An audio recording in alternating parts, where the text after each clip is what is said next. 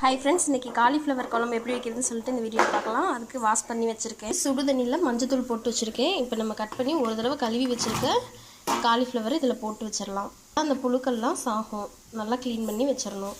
இந்த சைடு வெங்காயம் 2 பல் பூண்டு சேர்த்துருக்கேன். இது கூட 3 தக்காளி சேர்த்து வதக்கிடலாம். வெங்காயம் தக்காளி வதக்கிட்டு இருக்கேன். சேர்த்து கருவேப்பிலை சேர்த்து வதக்கிக்கலாம். இப்போ 1 கப் தேங்காய் சேர்த்து அரைச்சிட்டு வந்துடலாம் ஃப்ரெண்ட்ஸ். இப்போ ஒரு பாத்திரம் வச்சு எண்ணெய் 2 டேபிள் ஸ்பூன் விட்டுருக்கோம். கொஞ்சமாக சோம்பு கடுகு சேர்த்துக்கலாம்.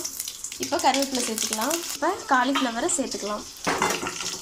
இப்போ கொஞ்சமாக சால்ட் சேர்த்து வதக்கிக்கலாம்.